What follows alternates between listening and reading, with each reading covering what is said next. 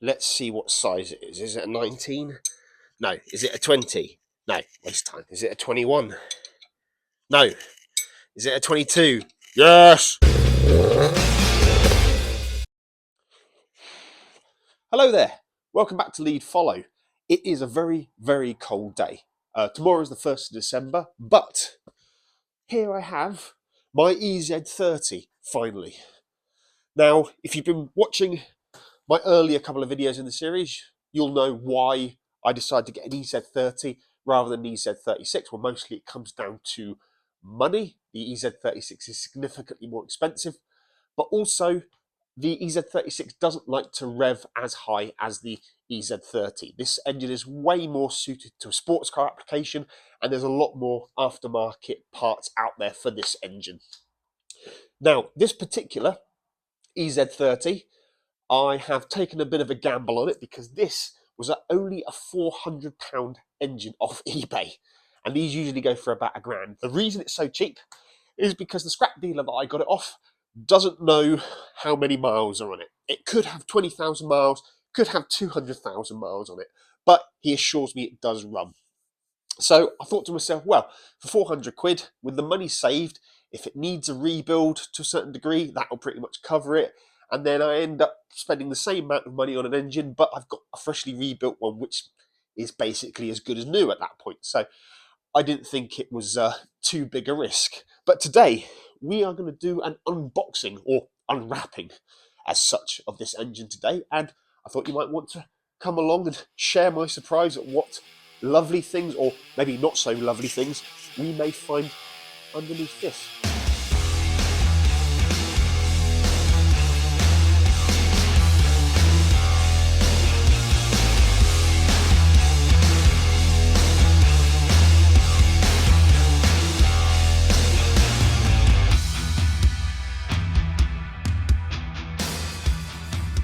Okay, so let's have a closer look. Unfortunately, the way that the delivery driver put it into the garage is back to front, so we're looking at the background here. But actually, I'll tell you what, let's start from the back. So, looks pretty clean. Looks like there's a bit of oil in there, so maybe the crank seal is needing replacing, but not a problem. I was planning on changing that anyway. All the sensors attached. Got the engine side loom there. That's great because the GT86 has the same shape connector. It just has the pins in slightly different order, so you can basically repin the end of the 86 harness and it'll go straight into that, so you haven't got to run loads of wires and everything. Fantastic. Throttle body's a bit manky, but yeah, I mean, going by the dirt in there, I'd say this engine probably has about like the early 100,000 mile mark. It's probably like about 130 to 150,000 with that kind of build up in there, I'd say. Hard to know for certain. There are, signs that maybe the odd hose or seal is perhaps on its way out and needs replacing. But otherwise, yeah, it looks pretty clean. There's something down here. Was that a bolt or something? Puncture tool in hand. Let's see if we can get that bolt out there. Okay, with the bolt out the way, let's have another look around the front. Right, so what you'll notice is that there's no ancillaries. You would usually have a power steering pump, alternator, and AC pump. Power steering pump we don't need anyway because the 86 and BRZ are electric power steering. Alternator, well, the alternator in the BRZ and the 86 is actually more powerful, so what I prefer to do is try to get the alternator from the BRZ or 86 to fit there rather than using a proper EZ30 one. The actual number of rows on the alternator belt are exactly the same on the BRZ and 86, so as long as I space the alternator in the right position, it should all just match up in theory. That's what I'm thinking. And then, of course, you've got the space for the AC pump, but again, I'm going to try to use the AC pump off the BRZ or 86. That will just save a lot of hassle.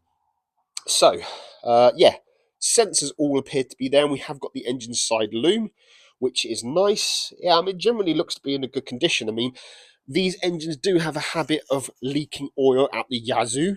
So the common places for these to leak are on the rocker cover gaskets like any engine really. So I've already ordered new rocker cover kits. Something to bear in mind if you are ordering rocker covers for this engine is that the actual spark plug tubes have little gaskets which are not part of the rocker cover gasket itself. They have a separate part number. I'll put the part number for the gaskets into the description. Another place where they leak might be difficult for me to show you, but down here where the oil filter is, there's actually an O-ring that goes around the oil cooler here, and they are notorious for leaking. A lot of the time when people have EZ30s that have died because of oil starvation, it's because they've lost oil through one of these many rubber gaskets. They just don't like to keep the oil inside them. So while you've got your donut engine out, even if it is in a really good condition, even if it's a low mileage engine, you don't want to go putting this into your car and then finding that you get an oil leak or something like that. So there are a number of things that really are so cheap that you should definitely do them, and I am going to do them as part of this series of videos. I won't be doing them in this video, I'll be doing them in a later one, but let me just go around and quickly point out some of the things we're going to be changing before this engine goes into my BRZ86 project car. So behind here you've got a crank rear seal. That should be changed, very, very cheap. Over here you've got a little access panel which allows you to get in to disconnect the rods if you're doing a full engine strip. There's a little seal in there, that's very cheap. And there's also a plate over here, and that has like a liquid gasket that goes around it. But it's one of those things that while you've got the engine out, you should just replace all these gaskets just to make sure that you know, peace of mind, you've got all new gaskets. Same around the front actually. If I just take you around the front, behind here, there is a crank front seal, so I'm going to replace that as well. And then there are other little bits and pieces. They're all very cheap parts, but it's a good idea to change them, you know, while you've got the engine out. Water pump, for example. You should really change the water pump, and the tensioners, you should change all the tensioners, including, I'm going to take this cover off, and there are 2 tensioners for the cam belt. So not only do I want to inspect the cam belt to make sure that the cam belt's in the right position, it's in good health, but while I'm in there, change the tensioners. That way, when this engine goes into the next car, I am totally confident in the health of this engine. Let's see, have we got engine mounts? Yes, we do. We have got engine mounts. There's one. Ooh. And there's the other. Let me just see if I can get a better angle on this. They seem to be in pretty good nick. Yeah, actually, those engine mounts are really, really good. So either the engine's done a lot less miles than I thought it had, or it's had replacement engine mounts at one point. Either way, win-win. Okay, something else to point out here on the passenger side of the engine, behind the oil filler, you've got this little PCV valve. These are notorious for gunking up, and they're basically a service item. I think every time you do an oil change, you should basically check this. Blow it out with an airline if you've got one, but because I don't know the age of the engine, literally I ordered things like oil filter, spark plugs, gaskets, and one of these. You just don't want to cheap out and not replace that. It's an important thing, because if that's blocked up, then what happens? It can't remove the pressure from the crankcase, so the pressure has to escape somehow. So it goes out through all your oil seals, and that's why this engine has got such a notorious name for itself when it comes to oil leaks. But yeah, so far so good. Quite happy with that so far. It looks like a decent engine actually, but we will have to dive a lot deeper into this engine just to put my mind at rest. I want to be very confident this is a good engine before I go through all the hassle of putting this into a car. So I guess the main thing I want to do today is turn her over and see if she does actually turn over, make sure she's not seized. Just check the oil cap while we're here, make sure there's no signs of head gaskets. Oh no, very clean, very good. It's all good, all looking good so far, but let's see if she turns over. I'm going to remove these water pipes first because they're in my way, and I'm going to replace them anyway, so sod it. Right, 1 hose off, 2 hoses off. Okay, that's going to give me a lot more room to work. Okay, so on the front pulley, got this little metal cap. It's held on with 4 bolts just to protect the bolt from any knocks or corrosion or anything. So just had to remove that first. Then 22mm socket on a ratchet, and we're going to be going from left to right, and let's see what happens. Compression, compression, compression, compression,